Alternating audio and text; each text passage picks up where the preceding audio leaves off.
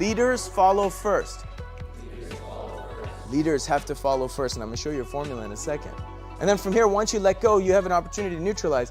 Sometimes people think yielding is passive. People think yielding is giving up. Yielding is just kind of folding. That's not what yielding is. Yielding is first letting go so you can neutralize. Neutralize means make the appropriate response that's necessary in that moment. That might be to go. That might be to back off. You see what I'm saying? That's neutralized. And we have to understand that it's a conscious choice that we make. It's only when we make conscious choices. If you take a look at success, it's defined as the sum total of conscious choices that you're making, where you're coming in and saying, time out, pause, taking a breath, relaxing, and then choosing. How many of your choices are made from that operating system? If they're made from that operating system, it's going to be different than a reactive gut operating system, even if you got to the same conclusion. Okay.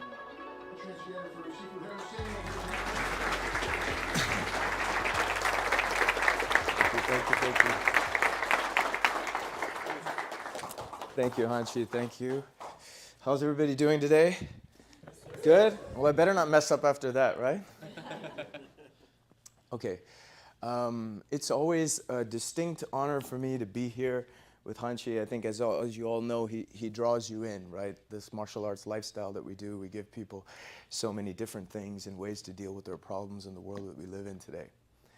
As I went on my journey, I wanted to find out what is it that makes masters of their craft great?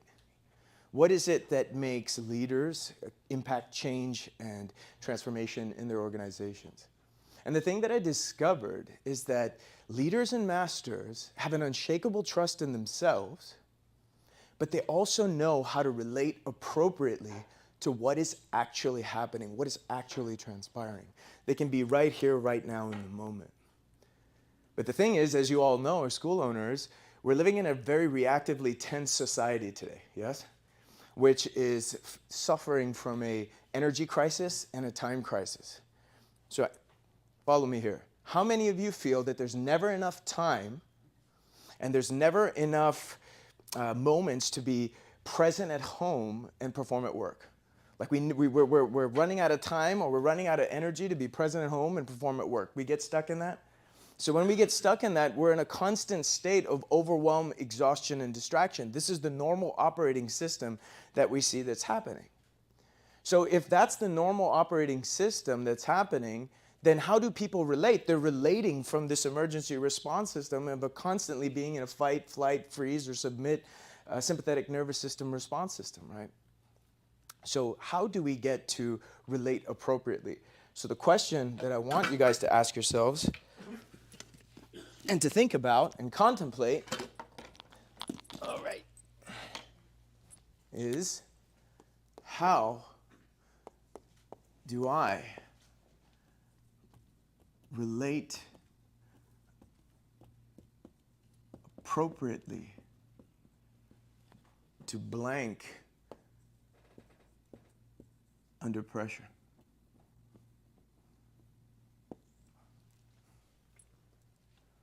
So the question becomes relate appropriately. We do martial arts, right? So martial arts is a relationship with myself and my opponent. But everything's a relationship in life. You have a relationship with your loved ones, your teammates, with the wind, with the sun, with gravity. Everything's a relationship. We're always relating. So the question becomes, how do I relate appropriately under pressure? But to do this effectively, we have to first start to take a look at our blind side. We have to start to take a look at who is relating and who are you relating to. So what I want to start you with is your blind side. The blind side is not the things, it's the things we don't see. And the things that we don't see, the obvious things that we don't see, that's kind of there. But the hidden things that we don't see is our own likes, our own dislikes, our own preferences, our own ways of doing things, our own reactive tendencies, how we are attached to victory and defeat and the results. These are important things to consider because we have to study those because they get in the way of us relating appropriately. We get so caught up in doing us, we don't do them. We get so caught up in looking at things our way because we're in an operating system of overwhelm, exhaustion, distraction, always going, that oftentimes we miss things. You see, it's the things that you don't see, those are the things that get you killed on a battlefield. It's the things that you don't see, those are the things that make you make a mistake in a business deal. It's the things that you don't see. Those are the things that make you miscommunicate in relationships. Now, we've all heard the saying, hindsight is 20/20. We've all heard that, right? But what is hindsight really? You look back at time and you look back and like, oh my goodness, when I made this decision, I wish I had seen option A and option C over here, but I chose B in the middle. Now, option A and option C weren't something that you could not fathom. They were very obvious. You just didn't see them at that time. So it's not the decisions that we want back. We want back the moment before we made the choice. If we can switch our operating system to one of pausing and one of being present and of one of slowing down, expanding our awareness, now we can have, instead of a hindsight engine, access to a conscious foresight engine. Does that make sense? It makes you save you a lot of time and a lot of energy in the things that we do. So with regards to relating appropriately, if we take a look at it, there's 3 categories of relating appropriately. You have your opponents. That's anybody who opposes you. Okay? You have your teams. And your teams, you have up, same, and down. I'll explain. So when you're in a team with somebody, you're reporting up to somebody. You are working with someone on the same level, and you have people reporting to you. And then you have your circle of influence.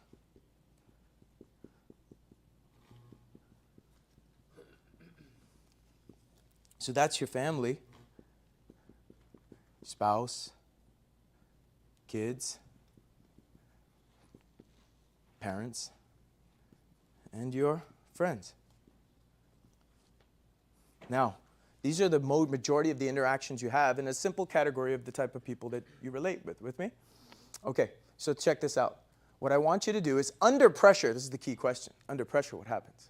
Under pressure, what is your reactive tendency? And most of our reactive tendencies fall into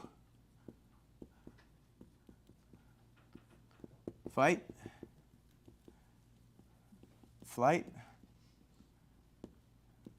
freeze, and submit. So we have to study our own tendencies. We have to study how we do things, how we like to do things, and what are our patterns, because those patterns reveal to us what our operating conditions are and how we make our choices. As Einstein said, if you think about it, if you keep doing the same thing, expect a different result, it's the definition of insanity. So you have to fundamentally change the way we operate by seeing how is it that we end up, what are the patterns with our opponents under pressure, with when we're working with teams up, same, down, in our homes. And what is it? So I want you to do a mental exercise with me right here at this moment. And I want you to pick, in a fight, when somebody puts pressure on you, which one is it? Nod your head when you've got one. It's only when we can understand our patterning can we start to do something outside of that pattern. But if you notice that majority of fight, flight, freeze, submit, these are the options that we choose. And we want to find something outside of those options that gives us a better opportunity. You guys with me? Okay, so let me share what that operating system looks like. And this is what I've discovered is the difference of what masters do. Okay, they don't get caught up in this cycle because most of interactions with people are people's reactive tendencies to other people's reactive tendencies, and that's most interactions. That wastes a lot of energy and wastes a lot of time. That's why we can never catch up on those things. So instead of this, what I want to share with you is the grand ultimate strategy from The Art of War, which is to overcome by yielding. I'm sure you've all heard the art of fighting without fighting, right? Because that's the thing we want to get to. So this has 2 things. Number 1, you have to let go. And number 2, you have to neutralize. So by let go, what do I mean by let go? You have to let go of your own fears and doubts first. You have to let go of your own security, your control, your need for approval. You have to let go of that. You have to let go of your attachments to victory and defeat because they haven't happened yet. We have to let go of ourselves and our attachment to what's happening so we can join in with them. Repeat after me.